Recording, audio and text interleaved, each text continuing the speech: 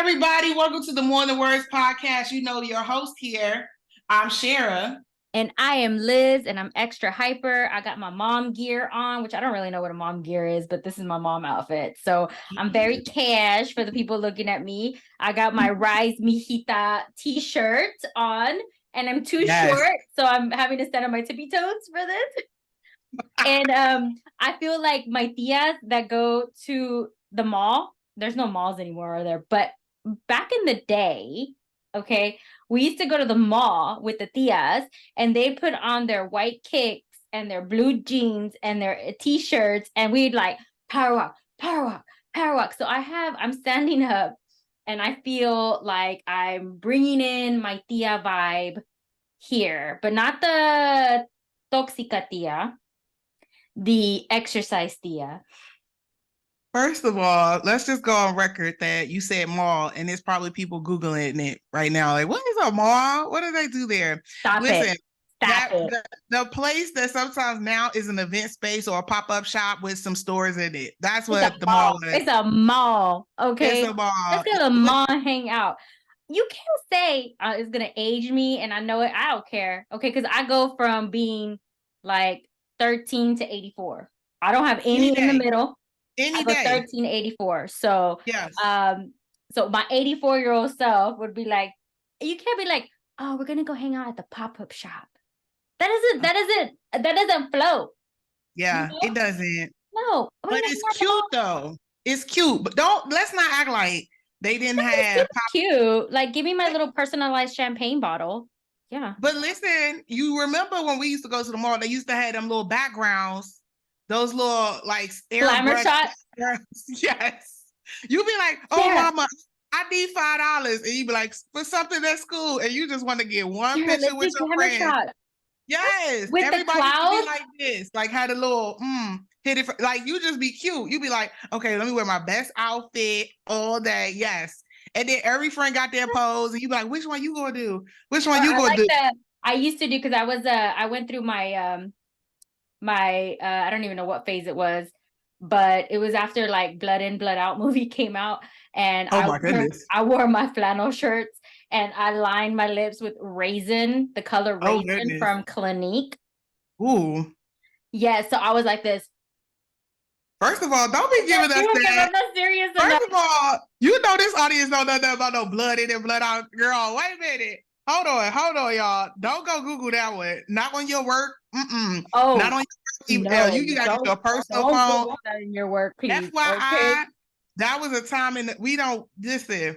Let me just say that is not sanctioned by the More Than Words podcast. However, that flannel shirt was given. With the liner though, that was cute. All right. If I could do it, I never did that. I never did liner because, you know, God gave me these my mama lips, and so I don't have to do that. But I'm telling you, it was only one pose where it's like you had to stuck your stomach in.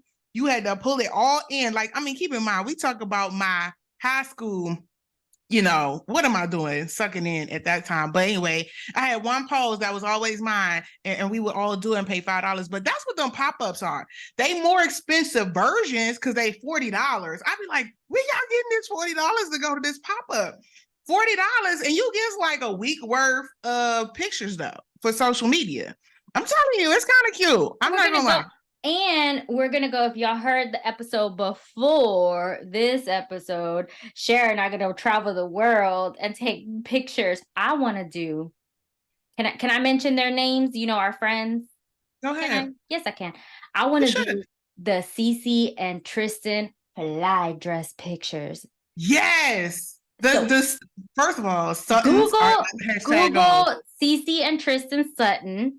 Go get you on one of those trips. We've been trying to get them on our podcast, so this is pressure. I'm gonna tag Tristan in this. What country they in? Where they at? I don't know. Bali, Greece, Dubai. But I want to go. I want to get those fly dresses.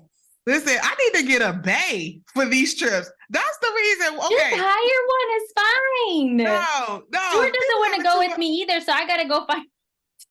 Listen, we about to go together. Like, so listen, we gonna fly dresses. We are bringing the diversity up in here. Let's go. Like, no, I'm just kidding. They have very diverse groups. First of all, I their hashtag goals for sure. But I love their trips. It's on my literally like my list of life. Like, I have to go to at least one of these trips. Yep. Because it looks like so much fun. But I will say though, shout out to, I appreciate you reaching all the way back for your for that flannel shirt moment, and I want to see a picture. I know you got one. I know Mama D got one. I'm getting a picture of this one because I'll send you a picture. Day. As a matter of fact, I'll even be brave and put it on our social media because it's don't so you good. dare! I'll do it. I'll do it. I'm pretty sure I'll be like, yes, I remember that, mija. I love it. I used to have the little cornitos here, the like baby the little hair? No, like I used to, it was like the little. Oh, the spiral. I see the spirals. I would get a pencil and I would spiral it like this. I would hairspray it like. Yes. All the way. Let it go. And it would just curl it. And then this really like tight, like yes, like you just gotta keep brushing it until it's like your hair just look like it's just I love it. Your skin. The best time of our lives. I love it. For sure. We didn't know a damn thing. We didn't know shit. Didn't. But we were cute though. It didn't matter. We were cute. I was cute. And guess what? We could walk for days. Let me just say how many times, like how did I get places? I was the fittest of my fitness. Okay. We walked everywhere. I was like, okay, so where was the car? I don't remember cars until like late high school. But let me just tell you about my fitness level between middle school and the first 2 years of high school. I mean, we had a good time. Like, cause the mall, we had to walk to the mall, you had to walk to the store, you had to walk to meet up with your friends. But I'll tell you what, I don't know how you did it in Texas, because Texas is not a walk-in city. Well, we didn't have that same experience. Like, we didn't walk. Like my How did y'all get around in Texas though when y'all was young? Well, I lived in a very strict Latino household, so my mom, I couldn't go to the mailbox by myself, so I had to be chaperoned everywhere I went. So but you got a ride though. Yeah, my mom, me, mama. Oh, yeah, or my madrina, my godmother. Yeah, that's hence why the mall walking experience. Whoever's watching this on YouTube. I'm done. I don't want to know. Don't tell me no more stories. But then you got the auntie moment too. Okay, listen, let us get off this topic. Listen, if you are here, welcome to the show. Listen, Liz and I have been not able to connect this. So welcome into our life of the conversations we have when y'all are not here. And I still have more questions about who was all in the crew, but I know, shout out to Bestie. And she know who she is, Liz's Bestie. She know who she is, because I know she in that picture. And that's the two I want to see right there. Like, I have a lot of questions. Yeah. Anyway, I know it's let's cute. Get into that auntie moment though. Let's move to the auntie moment. But listen, Liz, I know you're gonna do the auntie moment. So listen, first of all, everybody brace yourself, because you never know what Liz gonna come with. If you don't listen to this show long enough, you just be like, one day I'm here laughing, next day I'm crying, the next minute I'm like, wait a minute, sis, where in the world did that one come from? Like, we have talked 47 times this week and I ain't never heard this one. Okay. Well, I told our guests, because we do have a guest today. I told our guests, I said, look, just hold on, be patient with us, because we have like this long berated auntie moment. And Shara always teaches us something. She always like teaches us something. Like, she's learned something. She's a source of knowledge. Like, that's her superpower. And she's she's amazing at it. I teach you because I'm like, y'all, don't do what I did. Okay. Like, you will get in trouble. Okay. You will get in trouble. It will not be okay.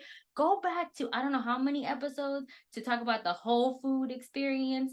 That definitely taught me a lot of things about life. So yes. Hyper. Okay. So auntie moment. Sure. Actually, my auntie moment is very, very basic. I've been having a lot of conversations about boundaries this week. So this week has all been about career transitions, boundaries, and values. And one of the things that came up, especially it's definitely come up for me, because I am trying to uphold my boundaries. I am one person values and boundaries is something that it's one of my core tools that I use when I coach people, because everyone has them, whether you're a small business owner, whether you're an emerging leader, whether you're a new leader, whether you're an executive, whether you're a student, a caregiver.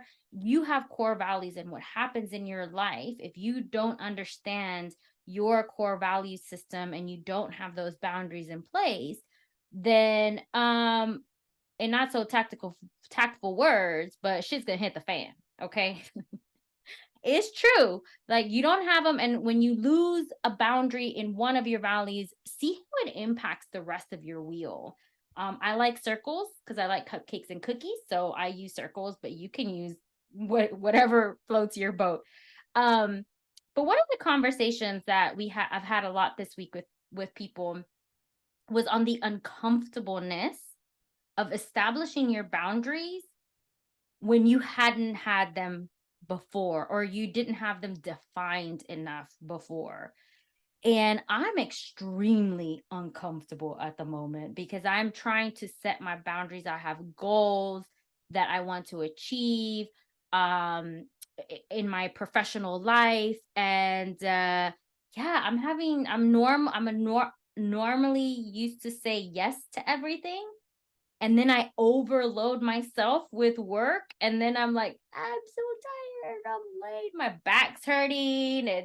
And all these different things. And I get tired. And then when I get tired and I'm not my best self, then other things start happening. Then I start doubting myself.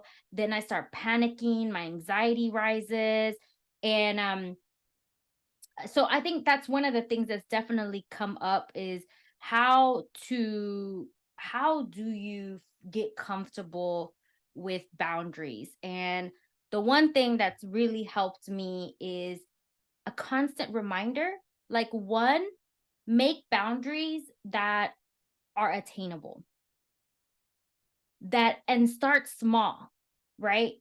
And also hold yourself accountable for the small boundaries that you've put in place. Like, for example, I have meal prepping, right? So I have a reminder. I have a sticky note that says eat your food, because I don't need to go buy food. I got food. I made it. I took 2.5 hours of my time on Sunday and I made this food. Go eat that chicken. Go eat that broccoli. You got goals, okay? Right? You want to be that Thea at the mall? Go eat your food. Mm-hmm.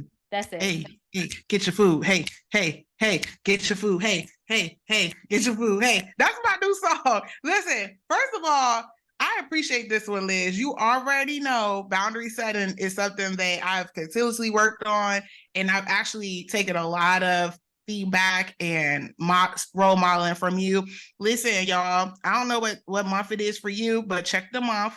We're getting to the end of the year. If you ain't, it's time to really start setting them intentions on how you want to end the year and begin the next year. Those boundaries are really important, more so because so often now with social media and other like social interactions, the boundaries seem to be off. Like, everything seems to be for everybody. So this is the time to let people know what it is and what it ain't gonna be. And I personally think that it's harder to set boundaries now more than ever, because between working from home and social media and how everything is so intertwined on all these different ways, not just the interpersonal ways, right? Like, everything is so blended now into like your things that used to be separated. So boundaries have to be constantly reestablished, and the more we get more advanced or more mature in all the new ways of working and all the new ways of socially interacting, whether through technology or in people. But man, I'm with you on this one. That auntie moment is given. Yeah, and you made a great point. Like, the lines are very blurred at the moment between work, home, life, everything. But you brought up a while ago in our episodes an integration. So I don't believe in work-life balance. That's something that I never signed up for, right? Like, It's just not me. But I think an integration, you put it on a very, I think it's one of our conversations actually, that you put it, you're like, actually think about it as an integration. You know, how are you going to integrate all these different components in your life together, and how are they going to work seamlessly? How are they going to impact one another? And one of my boundaries actually for the phone, because I'm always on social media, I'm always posting. I have like 5 accounts. I retired one account. We said goodbye to it. I know it's a different life. I was a different person then. So we sunsetted it and we said, thank you for bringing me the joy that you did when you did whatever. But what I started doing is I started putting it, it's not on purpose. It was by accident because I'm too lazy to replace the charger next to my bed for my phone. I know, but it don't work no more. So I'm too lazy to replace it because I gotta find. Anyways, I'm going off track. So I'm now leaving it downstairs where we have like all the kids' iPads and Nintendo Switches and all like our media thing. So I've been putting my watch and my phone there, and Alejandra tells me what time I need to wake up anyways, or my 4-year-old tells, or my 5-year-old tells me what time I need to wake up. So that's actually helped me. So I don't wake up and go straight to Instagram, because that messes with your mind. Yeah. Sure. First of all, that is a strong boundary. Ooh, I need it in my arm's reach, but downstairs, woo child, that's a grown I'm up. too lazy to go downstairs. Like, That's a grown I don't up. go downstairs until after I've had my first cup of coffee. Ooh, child, that's the grown up move there. I can't. Ooh, you made my look. This eyebrow here is sweating thinking about how far is that. Ooh. Although now I'm making my case to get the coffee machine alarm clock from like the 40s or 50s. First of all, super cute. I saw it. I was like, it makes a lot of sense. Yeah, it's 1 cup. And it's listen, I already know who your spouse is. It's gonna be a no. So I know your spouse enough to know. It's probably been several no's and you just keep trying. I just say give up and just let it go. Up on that one. It's critical. I said, couldn't it, like, I just press the button? You know, it would be a Keurig because I can't afford the I can't that one that you shared. Oh yeah, that's like, a bit expensive. It's a little out of my price range of what I would spend on a coffee machine. I think it's a sun clock because it got as expensive as it is. It must be calling the sun to I'd get the Keurig version of it. So, you know how like Keurig makes that big old noise? It does that pop, and then it goes. Yes. I'm on your spouse's side on this. It's a no, because if you drinking your coffee, first of all, you make amazing coffee. You drinking that coffee from your bed, I can't handle you going straight over to that office. I can't handle that. I can't handle your my pantuflas, like. Listen, I can't handle you. I need you to go downstairs, get some of that energy out. Come back upstairs, get some of that energy out, and then handle all the things. But anyway, let's move into our guest. First of all, I love that auntie moment. Listen, get your boundaries, right? If you don't know what we're talking about, listen, sign up with Liz. I mean, Liz is an amazing coach.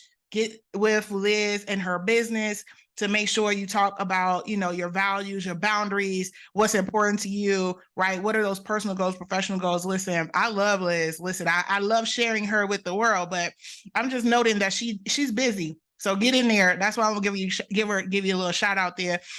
So let's talk about our guest. So we got a guest today. Listen, this guest is is a person that I met at an event. So listen, as y'all know, as I talk to y'all a lot, Liz and I, especially when Liz was in the US, we get invited to a lot of different things. And similarly, there's a season where there's usually a lot of events. Like if you're in the industry, there's an event that you go to, like galas and foundations and just different community events. Like if you are really invested in this work, you are moving, shaking, talking to people constantly. Like there is instances, minus the summer, summer in the US, okay, is where you are doing a lot of like interacting and like really engaging to make change and finding change agents in the world to do this work. So, and also great organizations and partnerships that help do this work and raise money to help businesses and nonprofits move and do justice work. So listen, if you don't know what I'm talking about, that means you need to loop in and look into the community part of diversity, equity, inclusion, and you'll learn a little bit more about the organization. So listen, I got invited to this foundation awards, had no clue, right? Like I got the call, I'm like, yes, I've never heard of this foundation. Super excited to come. Shout out to Katie Maynard, who invited me, along with several other people. If I can find a picture, I'll get the picture. But went to this foundation. As soon as you walk in, first of all, let's just say it. We glammed up, okay? This is not just fabulous. We fab, okay? We is cute, okay? So we go into this place. First of all, culturally speaking, I'm overwhelmed. Because typically you come into these instances of these award ceremonies, they're very much so giving hotel catering vibe. Like, we here, thank you for coming. Eat your your dry chicken. And thank you for your money. Dry chicken. You know what I'm saying? You know what I'm talking about. Do not take me to those kind of events, okay? Seriously. And I mean, we like this, right? Like trying to get through the chicken and try to act like it's not and everybody's dry. talking at you and they get stuck right here. Like, and then what do they give you? No offense. No offense, Texas. Say it. Don't give me some watered ass down iced tea. Why? Right. Wet, with the wet outside glass. Don't do that. Don't invite me to that event, okay? Don't invite me to that one. And no lemons. The lemons is missing. I don't know. Just let it go. Let's let it go. Because this wasn't that. We walked in, culturally speaking, you're overwhelmed by the fact that, okay, this organization cares culturally about you understanding what's important to them. So there is traditional dance, traditional music. There is videos playing, showing like what the foundation does. There's these pictures, like once everybody you met was like trying to like welcome you, was very family feeling. I mean, from the person who's selling you the raffle ticket to the person who's just saying, hey, here's the bar, the music, the dancing, everything said, this is our identity, this is us. So at first I was like, okay, I thought this is where I'm supposed to be. Well, I go into this beautiful place and the program was exquisite. So the foundation really thought through, like they had well-being, like a moment of meditation in the actual program. There was singing that was culturally significant, right? There was just moments of just gratitude and grace. And you almost forgot that this was like a gala or award ceremony. But one of the key parts in there, while all this amazing things is happening, is that we're really focused on education, right? Like STEM, like this is like the science, the technology, the arts. I mean, these kids are literally doing pitches about how to, challenge climate change and all these things. So keep in mind, this is sensory overload when you are you expecting graduation, right? Like you're like, okay, let's go in here, be good, eat and get out, right? This was phenomenal, right? But the biggest gift of this whole thing, if that is not enough, is that I got to meet an amazing person. But let me just tell you how, in my mind, this happened. This definitely probably not the way it happened for her. But listen, so what happened is we at this table, everybody's looking fabulous. And then there's just a moment of like, okay, everybody just kind of get to know who everyone is before we continue to the rest of the awards. And out of the corner of my eye, I was like, there is a swag in this room that is undeniable. First of all, this person was just to the T, honey, just beat to the gods, okay, and was just dressed, just floated over to our table and was super friendly, and also had a person with them who was very talented, very handsome. Like everything about this situation was just like, okay, hold on.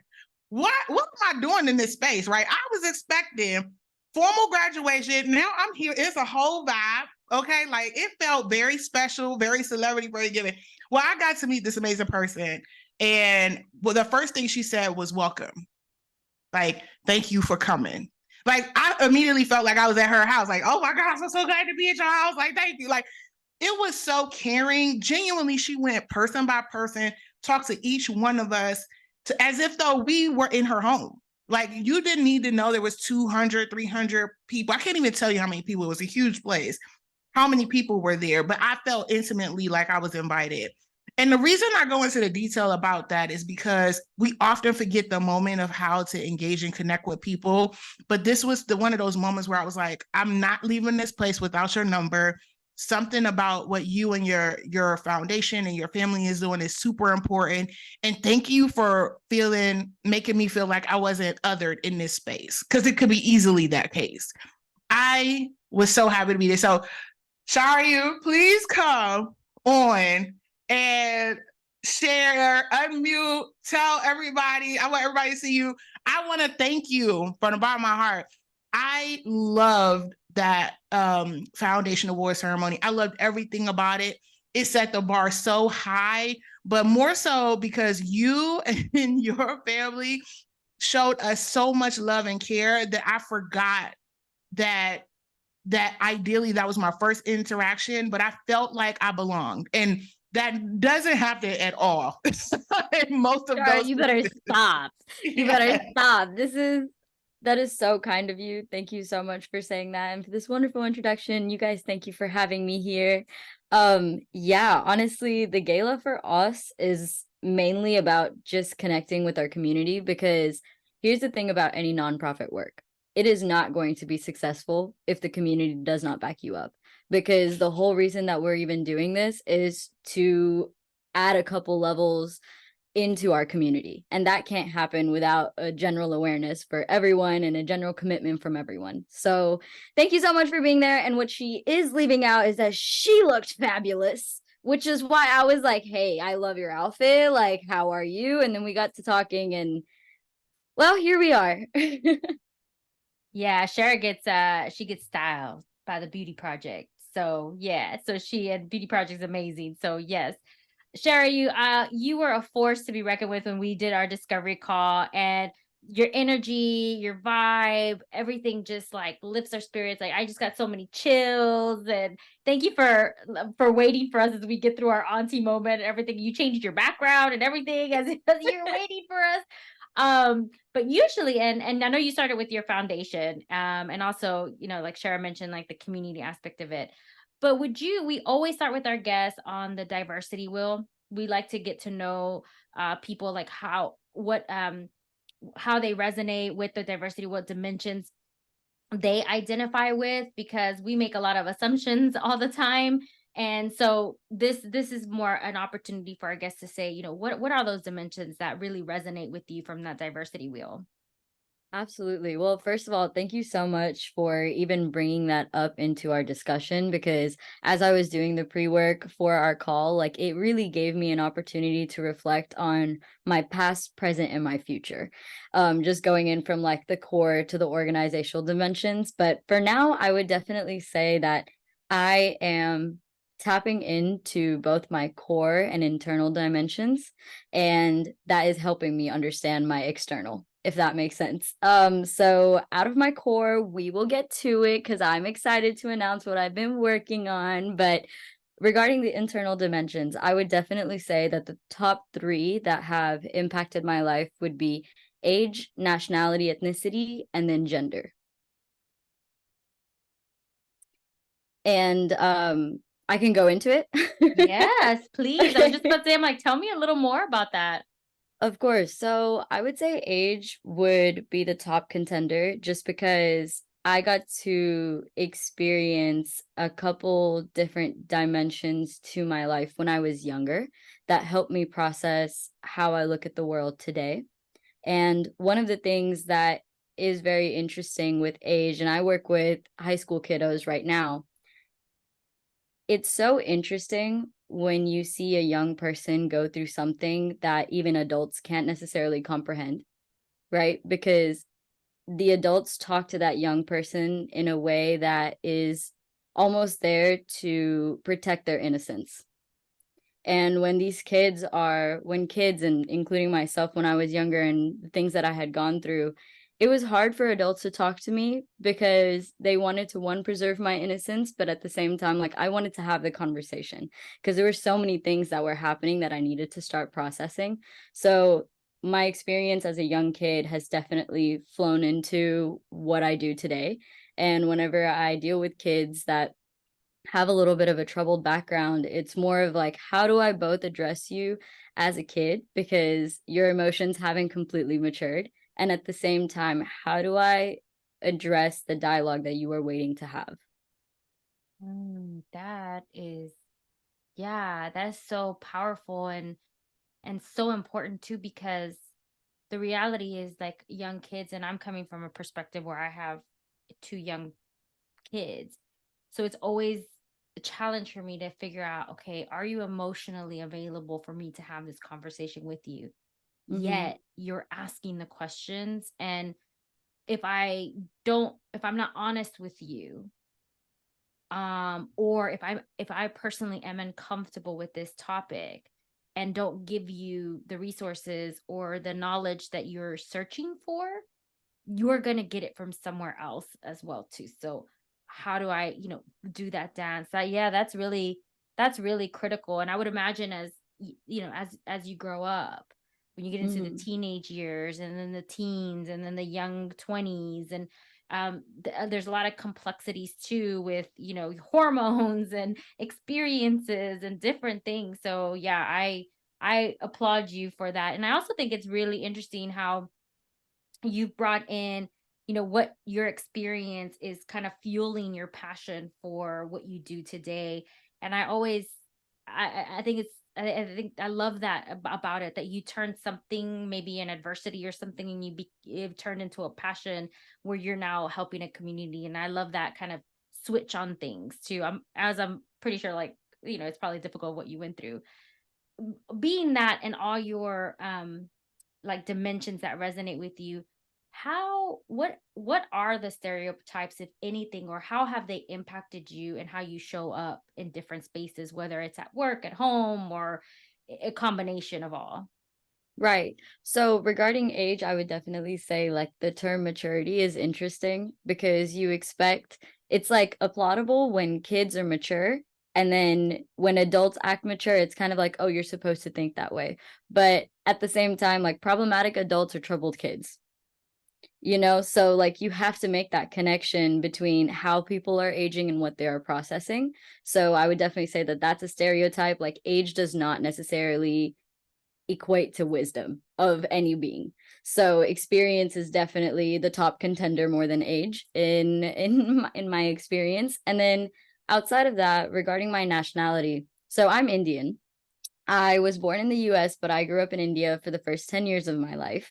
And when I moved here, it was very interesting to figure out what my identity exactly was because I was I was too Indian to be American.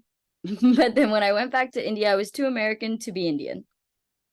And so that little game right there definitely started to shape my identity, like even my name, right? My name is Sharayu, and my mom calls me that and my family calls me that, but it was so hard for anybody here to even pronounce my name that for a little bit I kind of forgot how to pronounce my name. And when I got to college and I was done being called Shay, I was like, okay, how do I own my own name again? How do I own my own identity again? So definitely with age, and then gender. My parents went through a divorce when I was about 10 years old. And ever since that, it has pretty much been me, my mom, and my sister in terms of like immediate family. So I've definitely had a strong female role model in my life. Both of them are very strong females in my life, and I love them to death. But that has also shaped my view of what a woman can do and what a woman can't do. And let me tell you this, there's a lot of things that we can do and very little that we can't. A to the men. Thank you. Yes, yes, we can do. I was just talking about how women, especially women who have all women work, period. But let's say you have a 9 to 5, right? And you go 9 to 5, work for 8 hours. Women do 4.5 hours of caregiving work, unpaid caregiving work, when their 9 to 5 is done. And most of the time, the 9 to 5 is not a 9 to 5. That was just a movie. So there's that. Mine's like 6 to 6, or I don't Oh know, yeah. 6 to Oh yeah. 11 My million. mom, my mom in high school, like she not only worked more like a 5 to 6, and I mean like she'd go in at 5 a.m. and come home at like 6. And usually I'd have to call her and be like, hey, it's time to come home. And she's like, okay, I'm wrapping up, I promise. But like she's coming home and she'd have to travel a lot for work. So even when I was in high school, I learned a different responsibility in myself as well, because I wasn't necessarily just representing myself. I was representing my mom, my single mom, who's working hard, kind of trying to juggle all of the weight of the world. And I have to do my part to make sure that I'm also helping her out, because I can't just be another thing that she's got to juggle. Yeah, that's a lot of pressure for a young kid, right? Especially like when you have, again, going back to like the complexities and the hormones and all the things that are happening to you, especially the divide where there isn't necessarily a sense of belonging. And I think so many people can resonate with that. First generations definitely can resonate with that, where I always go back to the Selena movie where her dad was like, you gotta like tortillas and you gotta like bread. You know, you you gotta like all these different kind of combinations of things. And but there's not like, again, you're not, there's no identity in one. And I think it's seeking your own community on what that is. So yeah, I love that. Thank you so much for sharing that with us. Yeah. And I mean, I think it goes to, it's probably, everybody's probably curious now, like your journey, right? Like what is all of those experiences you just shared, right? Or those pieces of your identity and the dimensions that you got to just share with us. Like what has been your journey and what is the journey now? Right. Well, okay, so how do we break this down? I would say that my journey has revolved around me understanding my own voice and the power of my story and the power of my voice. So when I was younger, my parents definitely went through a very turbulent divorce that created two personalities in my life.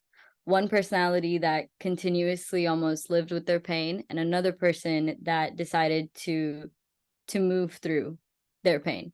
And that just, yeah, I'm pretty sure you understand it's like dark and light, and you understand that each of them have a purpose. So the thing about pain that I've understood, and even when I was younger, is that pain is not necessarily a bad thing. Because when I was younger, I'd always ask myself, like, okay, why did this happen to me?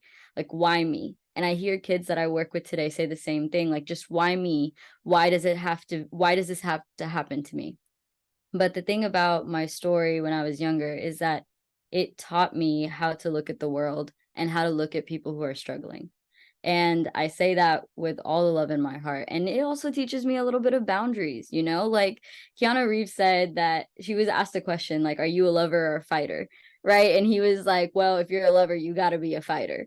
And that pretty much sums up my journey to who I am today. So when I was younger, the divorce led to a messy kidnapping. It led to me being without my mom for quite some time. It led to me learning how to advocate for myself when I was just like 11 years old, right? And so again, like I had mentioned, all the adults surrounding me, they were like, it's okay, just stay a child, enjoy life. And I was like, no, because when you go to bed and you wake up with the same problem, your narrative in your brain starts changing. You start to see the world, you need to start processing things. And I'm very thankful for my mom to have always had a very honest conversation with me from when I was younger to now. But that conversation definitely led me to understand my own purpose through my story. So now this little project that I'm working on, it's called the Sochu Podcast. And I'll tell you a little bit about the name.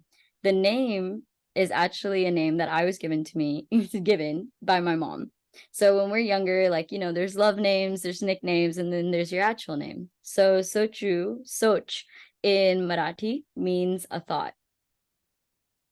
And it was because when I was a baby, I guess I just like to stare at things and I would just not react before unless I thought about it.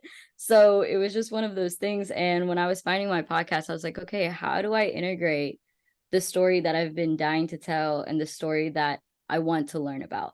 And I was like, that is actually the identity that I want to focus on. I want to focus on the younger me who had a voice, who had a purpose, and who was actually worth listening to, and also had curiosity and had a lot of love in her. Because one of the things that was very hard for me, even when I was younger, it's like I saw both my parents experience the divorce in such a different way, but they were both in pain. Like, divorce is never easy for either party that is going through it. It's a completely different shift in your life.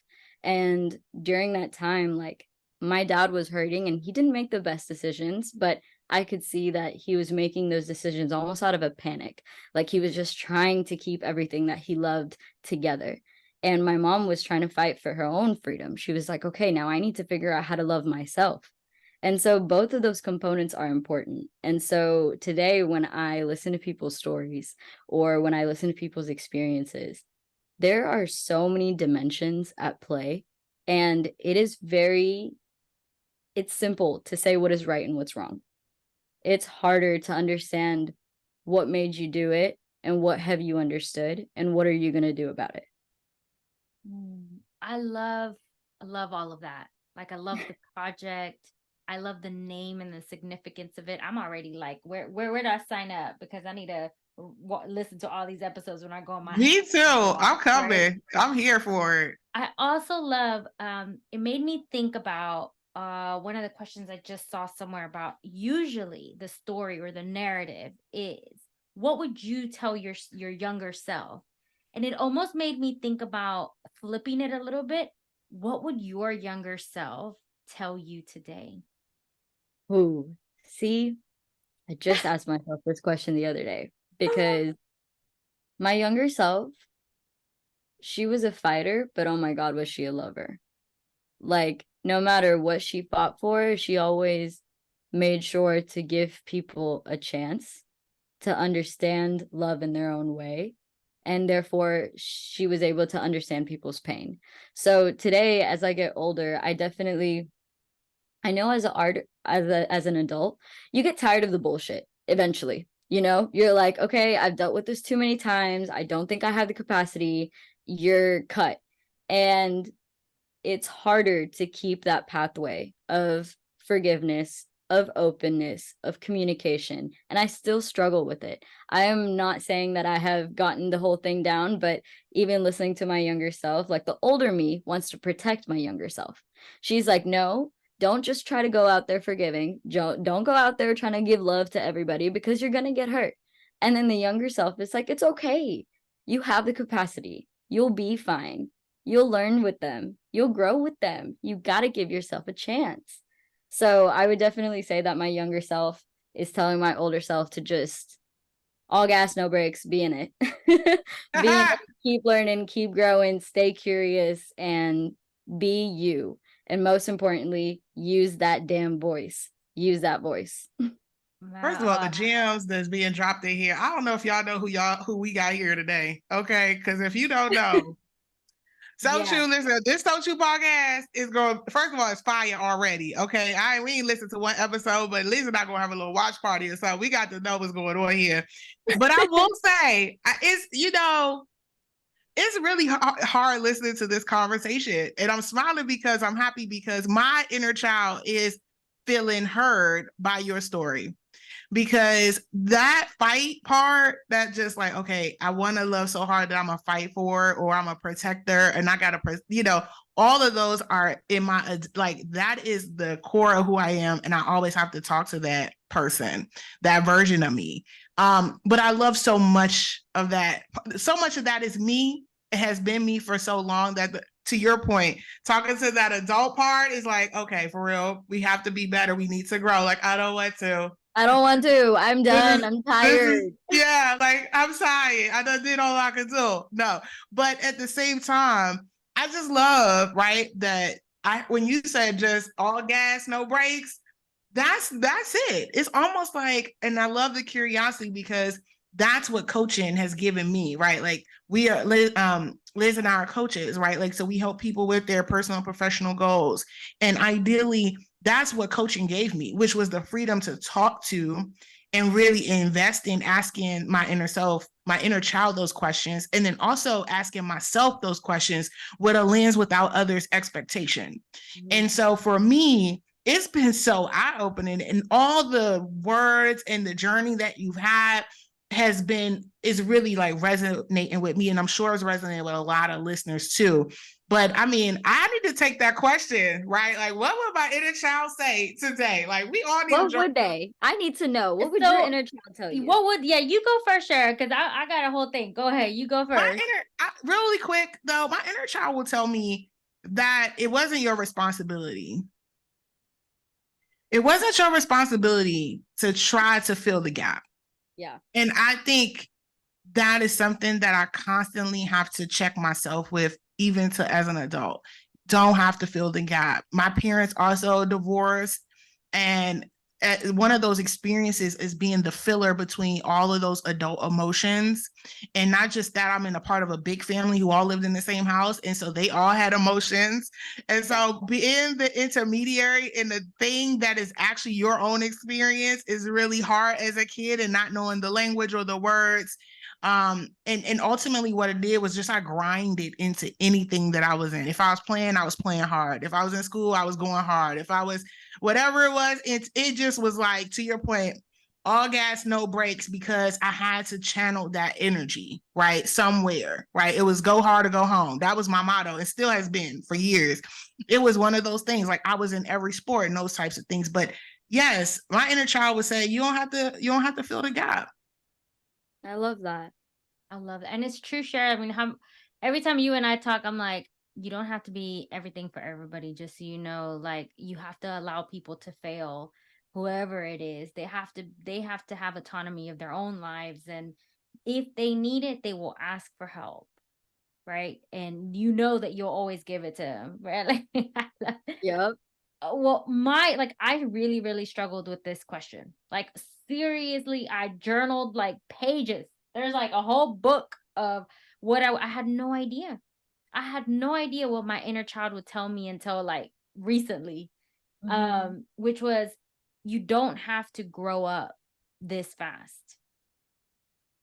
Because I was always wanting to be in another time, that it was going to be better because I was older, that I was gonna, my maturity level, I guess you would say, to use I know like there's different meanings to maturity, but I was always light years ahead. I was 6 but 84. I would never hang out with my own age group. I was always with the adults at the adults table, and possibly hearing things that I probably shouldn't have been hearing at the time, and taking on things that I probably shouldn't have been taking on at the same time either.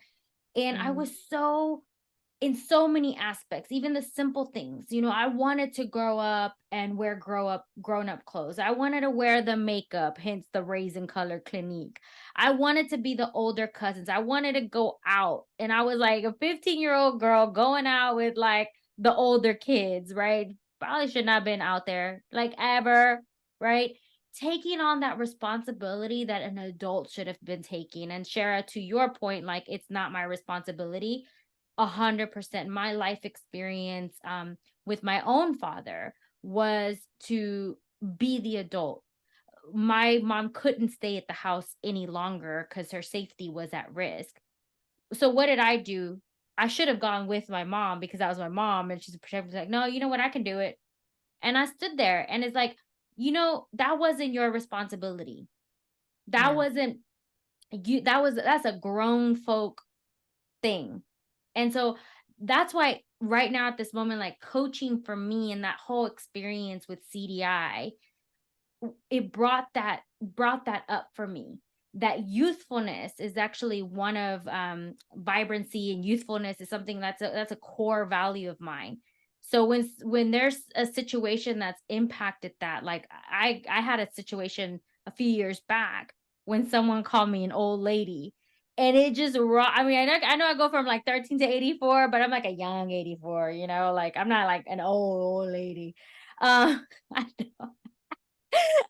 Sharon knows exactly what the old lady I'm talking about that I am. But it's like, that's so important to me. And it's like, I think that time that's when I realized that it triggered that part of me and my inner child telling me, like, don't grow up that fast. You don't need to. Enjoy this childhood of yours, which is probably why I collect Legos.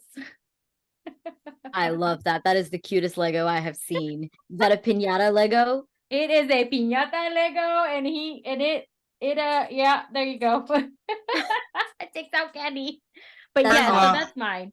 It's so cute. First of all, Sharayu, how you going to start interviewing us? See, this is why you got to check out the podcast. Now, listen, I will be remiss to ask this question, and and we asked this question before. I don't know why this little hand raise thing just popped up. Clearly, my spirit just was doing all the work. But I mean, these are hard conversations, right? And so I have to imagine that some of the experience that you're doing, and I know we haven't really talked about the foundation or yet, but ideally, I have to imagine that these experiences, and specifically the language that you're using, right? It's been either developed over time, or it's been so helpful because you work with so many like young children and individuals. Like, how has not just your journey, but all this experiences kind of led into the work that you're doing with your foundation and your family and like your overall mission? Because I don't know about you, but I like Liz said before, our passion has driven so much of what we're doing now. Mm-hmm. And you're starting at a different place with us. Like, I mean, very much more enlightened from, where you are sitting in your life and where Liz and I are sitting in our life. And that's amazing. That's what we want, right? Make the generations do it for us. Thank you. Okay. I appreciate it. We tired. Absolutely. I understand. Like you're saying, the generational flow is such a big focus of our foundation, just because you cannot be a leader if you do not leave a system behind for others to understand and work with. If you are a leader that strictly holds onto your creation, onto your organization to fulfill strictly your purpose, it will crumble when you leave. It will crumble. And so from my grandma to my mom, to my sister, to me, to whoever it is to follow, like, we have to make sure that the ideology is intact of what we've been pushing for is connecting with what concerns us now, to connects us with what is it that we need to start thinking about. My mom always says that she never thinks about things in 10 years or 5 years or 50 years, but she thinks about things in 200-year spans. So like, how are my kids' generations after going to benefit from what I'm doing? And that connection is so important. And especially when I'm working with kids, like high schoolers, the world feels so immediate. Everything feels like it has to be done now. It's not going to move on. You're going to be stuck here forever. And it's basically trying to help them connect back with their environment. That the environment that has created all of this pain and this trauma isn't the environment that you're going to stay in forever. Like, I was talking to a girl the other day, and she's just like, I just want to feel safe. I don't want to keep doing this anymore. I don't want to keep feeling this pain. And all I can tell her is, you're going to be able to look back at this one day, and everything that you're going through right now will allow you to talk to someone else that goes through it later. And that's it. Like, we can't disconnect from our pain either. We can't disconnect from the things that bug us, because these things fuel our passions. They fuel our desires to create, to connect. And that's a little bit about the philosophy. But going back to the foundation, my grandmom has done something. Both my grandmoms actually are phenomenal people. So one's got a green thumb and the other's got the educational thumb. So my dad's mom has done everything in regards to making sure that farmers have resources and we respect nature and that we are one with it. And my grandma has done everything to make sure that we are connected with our kids, and our kids for the next generation have all the resources to be successful, amazing human beings. And one of the things that I would say both my grandparents have taught me is to never focus on what you don't have. Never focus on what you don't have, but create with what you do. And that has just been something that has gotten me through things no matter what, because I'm like, you know what? It doesn't matter what I don't have. If I'm going to make a little project, I'm going to be a little crafty with what I've got going on. And our kids in India. So my grandma She started the school about 20 years ago, and it started with about 5 kids under a tree that she would basically pay the parents a couple cents to be like, hey, just let me start teaching them some math and science. And the reason that she would pay them is because a lot of these families did not see a purpose in letting their kids go get an education when these kids could be used for labor, right? And so when that happens, my grandma was just trying to break that disconnect. And over time, like these kids ended up bringing their friends and the school grew. And now we have a school of about 200 kids and we support around 50 families. Yeah, so that is just a beautiful thing. And the school is located on a mountaintop. And it's just a whole ecosystem. Like all the families that we support, they fill back into the school, whether it's working with the cows or working with the students or making sure the campus is okay or working in the kitchen. Like everyone's got a purpose and everyone sees the outcome of their purpose. You know, like everything just stays connected. First of all, the pictures were stunning that you all showed about the school. Absolutely stunning. I will also say that one thing we often forget, that service is community. And, we kind of move away from that sometimes where you're in, housing developments and we get so city blocked, right? Into just concrete worlds, right? But yeah, service is community. And if you think, if anybody goes back to when you were young and you had to do something in community or as a family or a part of a big family or a small family where you had a responsibility, it was important. It's nothing more exciting, even though at the time I'm sure you wanted to do some other things. There's nothing more exciting to be able to say that you were a part of something, right? And then even as adults now become really important to say that you were a part of something and to see that it still exists. So I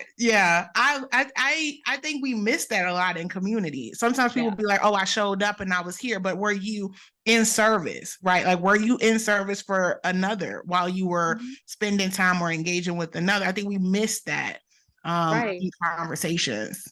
And like being in service, the thing about being in service is like you don't deserve to be there, if that makes sense. Okay, like service is not something that each person should feel like they have a right to do just because they're there, but it has to come from a genuine desire to do. It's one of those things that you earn the respect of your community as you do it. You don't just go to do service to be like, hey, I did it. I'm fabulous. I'm awesome. I'm involved. Good day. You don't get to do that. Like you get to go in there. You get to show up for the people. You start asking the people that you're working with, what do you need? How can I help you? I'm here to be of service to you. You're not here to be of service to me.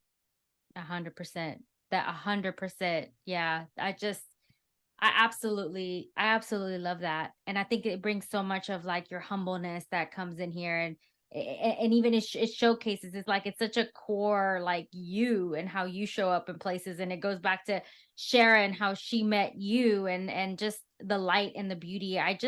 I really love that. And I love the conversation. I had to go downstairs. My kid was opening the front door. I understand. I hope My they're inside. moment. I had to like run downstairs. I like to go back to like, as leaders, asking about your legacy. That's actually one of the questions that I use a lot in our leadership conversations with people. What is the legacy that you want to leave behind? And I think asking yourself about what you as a child would tell yourself, and what was the last time you wanted to dream, and what was that dream about? And I just think like that's so beautiful. And I think your foundation and your own legacy of what you're creating, because it's like I can imagine that having this family legacy and having this foundation, and like Shara said, you're like we're not having to, but like this is what you're gonna do, or this is what you've chosen to do. How hard is it for you to have carved out your own path? Because from where I sit, it seems like you're very successful at carving out your own identity with it and next to it, where it's like helping you as part of it, as it being your whole identity. How did you do that? Just out of curiosity. How? I feel like I had to just tap into my core values and where they stemmed from. You know, And regarding like legacy, I would say that no person is too small and no story is too small.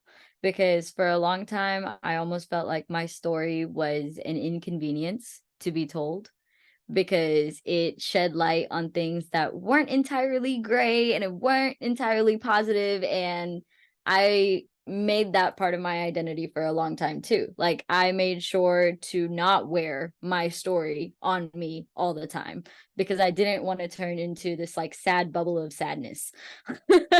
you know but as I grew up, like I understood that my story fueled my core values, and it comes from a purpose. It comes from a genuine place. And as I grew older, I started to tap into my story. I started to get comfortable telling my story, started getting comfortable just owning my story.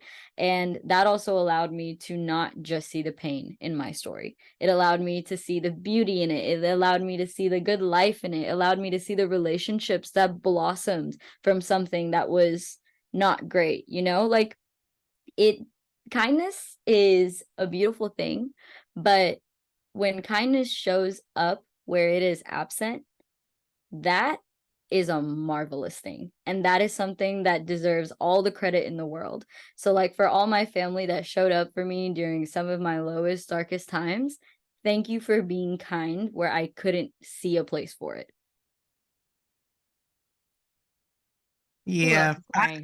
I was about to say, who's cutting some onions up in here? Nobody. Tell them to stop it right now.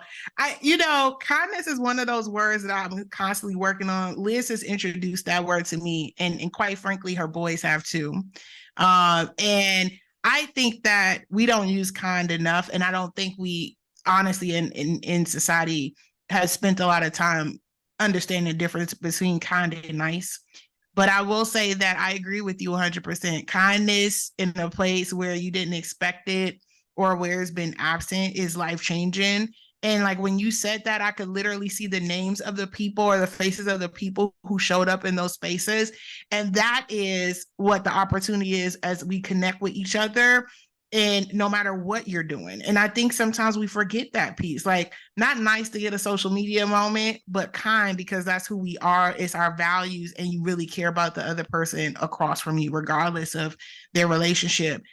It really resonates with me. And it also brings up, when you talk about kind, is like you all talked about the work that you do in the schools with the kids with around wellness and meditation.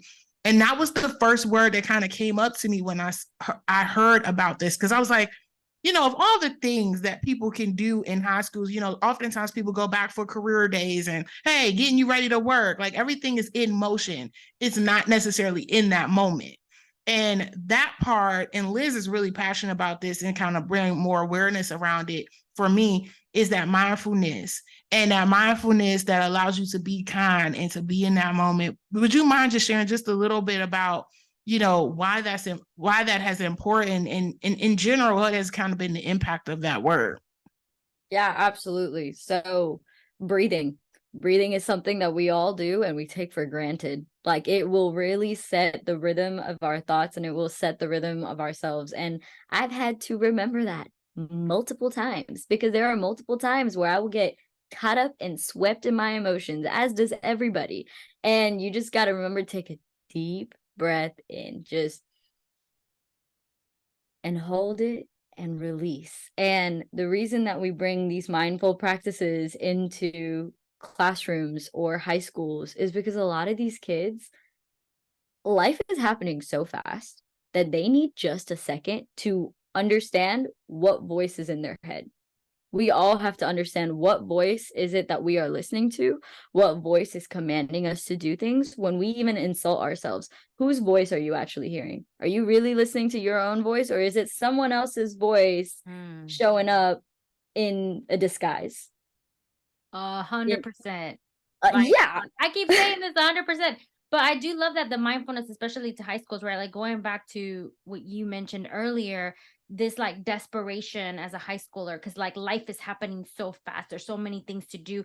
There's so many like timelines that we put on ourselves, and we sign up for, and we say, well, we got to do this now, and we got to do this, and then we got to do that, and then I got to be married, and then and it's like, actually, life is short, but it's also very long at the same time.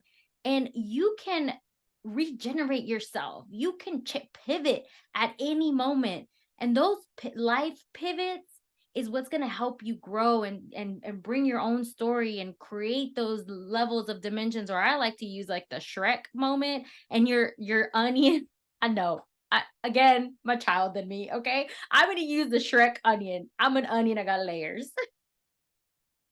I know people use cake. I'm gonna use an onion. Anyways, I like all that to onions. say, Let's do it. Yeah, there's a whole lot of layers to this. a lot of layers. And I love the breathing side of it. I started acupuncture a few weeks ago, and I cried on this person's bed, and I apologize, mind and body here in Frajum, for crying on this treatment bed. But I hadn't realized that I didn't breathe. I was like, something's happening here, and I think I'm having a heart attack. She's like, baby, you're not breathing. I was like, oh, I know. Because sometimes, like you have like all these emotions come up to you and it's like overwhelming you. And that's why I think Shara and I got into coaching. And I'm making an assumption that that's why like your foundation is such a thriving part, because even though there's so many people in this world doing coaching, life coaching, professional coaching, mindfulness, kind cultures, wellness, well-being, support, community groups. There's so many people doing this work, but we're also going through a loneliness pandemic where people are feeling more and more lonely every day. And I don't understand. I'm doing a lot of research and trying to understand, like, what's this gap? What's this gap? How do I figure it out how to, because being lonely is just, it's a terrible thing. And especially like, what your own mind plays tricks on you at that time when you 100%. don't have a community group. 100%. Yeah. And I think personally, like for me culturally, for my own culture, I wouldn't be here today doing the work that I'm doing had I not experienced like my life in my community and be taught the things that I was taught, where you rely on that community to thrive and to survive as well. So, yeah. And you guys were talking about boundaries earlier. And the thing about boundaries is, for like what we're doing with these kids, we're essentially making sure that they're connected with their inner dialogue. That is the goal, right? And as people get connected with their inner dialogues, they understand their core values, they understand where those things come from, and then eventually people start setting boundaries. The thing about boundaries, and I'm learning this too, do not get me wrong, I am speaking as I am a guinea pig in the process, but the thing about boundaries is you got to put them out from a place of love. If you put them out from a place of resentment or anger, you're actually just isolating yourself, because you're not giving a moment to connect with the disconnect, whether it be with the person or their reaction. Like, one of the reasons that I've set a boundary is not necessarily out of anger for any people that I don't talk to anymore, but it comes from a place of, I have a story. I can't shove my story in order to please you. My story does exist, but I'm not going to hold on to the pain of my story to address you. I'm not. So, and I don't want to do that. But if you expect me to forget my story so that we can just move on, that's also not going to happen. So I welcome you from a place of love, but we have to exist in all the things that have created us to this point.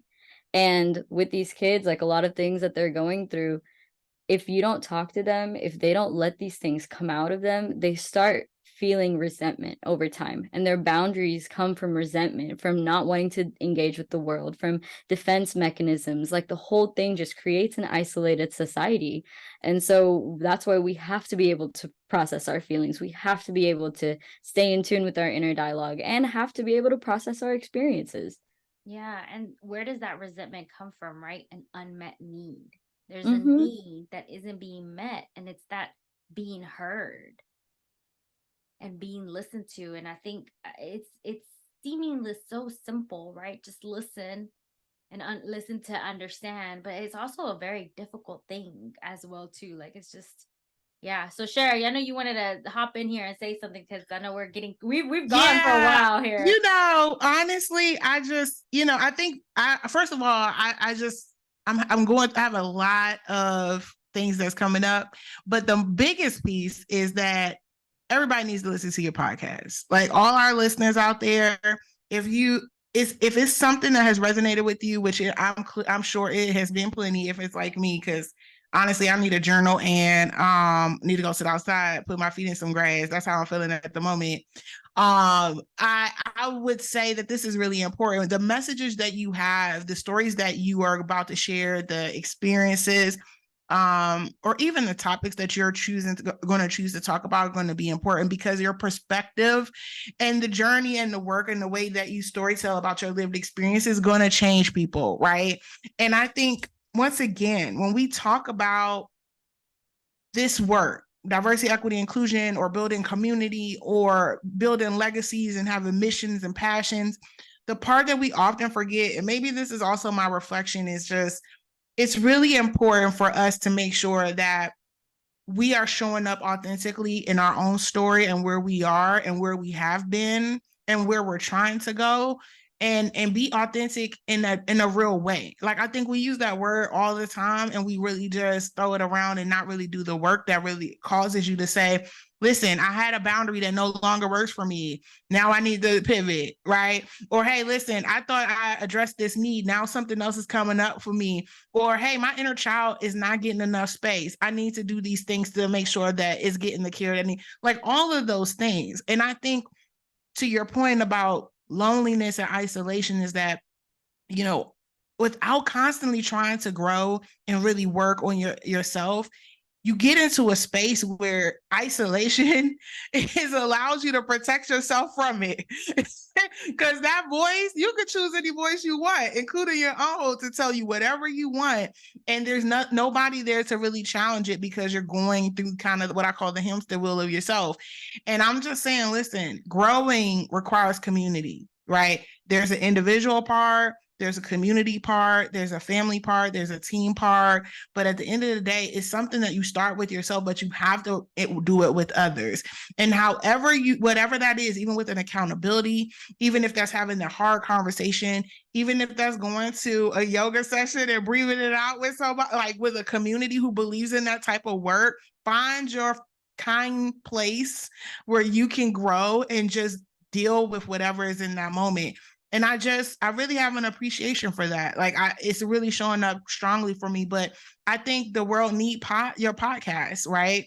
And there's tons of podcasts out there, but I'm telling all our listeners, like, y'all need to go listen to this because one, generationally, you are the generation that is setting the tone around the language we need for personal growth and accountability in our communities. And this is the voice of the people who we need to listen to, right? Mm-hmm. And to your point, it has nothing to do with maturity. It has everything to do with, like, we're all living this experience, and there is an experience that's being underrepresented, and it's the voice most often by your generation. It's like, oh, we gotta wait for them to get to a certain age before we listen. Mm-mm. We were told too many times, and you know what? Like my generation was like, oh, well, I'll wait until somebody gives me something good. No, you go get it. Okay, you make that path, go get it because it's not coming.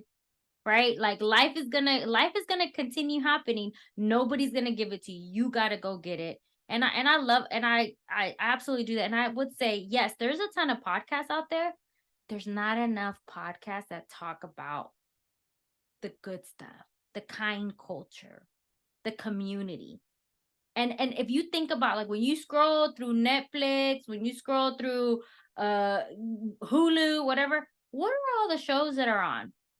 Right? I always go back to, like, be careful how you're surrounded. I do not follow negative Instagram accounts. I don't. You put one negative thing, you complain, and I'll give you one chance, and then by 2-3 times, like, we are done. You are being hidden. Because I'm not gonna sign up for that. You could speak. It's your voice. You can do whatever you want to, but I can also choose not to listen to it. So I think, yeah, Sharayu, like, I think that's a beautiful podcast to show, and please sign up. And can also we be a guest? Cheeky. Absolutely. Are you kidding me? I was over here. I need to bring y'all to me. Yeah, let's do it for real, December. Well, No, I'm Sharayu, super tell excited. everybody about the podcast before we close out. And we usually close on a reflection. So we would love to hear what's important to you as well. So Absolutely. So, my podcast is basically here to focus on enriching and empowering the human element. So, this is to give people a chance to tell their story of perseverance, innovation, philosophy, curiosity, and knowledge. What does it mean to enrich and empower the human element? It means to prioritize connecting people's experiences, communicating concerns, and bonding a community through discourse. So, that is what I'm all about. An experience is not there to necessarily bog you down. You are here to learn. We are all here to grow. I always say this on my podcast, like you might hear me with an opinion today and you might hear me change my opinion later, but that is growth. That is growth. And it is about time that we start accepting that in public with other people, because I could have an opinion all day, but if a person who is speaking to me from lived experiences has a story to tell, I better listen. I better listen and I better give them that space. So I'm here to really just connect and share experiences. I'm super excited for all the lovely guests that I'm bringing on. And this is also a shout out. My podcast really prioritizes people that just have an interesting story. So if you guys know anybody that you're like, dude, I've heard their story, I love what they're about, send them my way. There is no criteria for who I'm trying to bring on the podcast. I'm just here to share stories and connect us. So we have that is what the Sochu podcast I was about to say, go to our that's guest list. consider that done. You tell us who you want to hear from our guest list. We'll send them straight to you because we. Listen, you got to tell me what type of the resilient story, because listen, that list's too long, girl. I'll be like, you need to tell me what kind of type of story you want to hear, because you want shenanigans with survival, or you want the, go girl go. You got to tell me, because some of them stories when Liz be talking about flannel shirt days, I don't know. We got to weed some things out. Like we done live. We got people who live. Hey, that's a very important movie for our community. So we definitely, yeah. Anyways, we'll go into that later. We'll get into a movie festival later. I love it. We're so proud of you. So proud of you. Send us your where's your Instagram?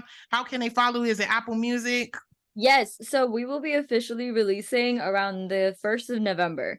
So none of our episodes, nothing is out yet. I am turning 23 this year. It's a birthday gift to me. It's like me giving myself the mic and it's like, hey, here we go, So I will be releasing it in November. Just keep a lookout for the Sochu podcast. I will send my favorite aunties all of the socials so that they can let you guys know. Yes. But that is what I've got for you right now. And like I said, all of my guests, I am super thankful for entertaining the curiosity of their mind and the vulnerability of their heart.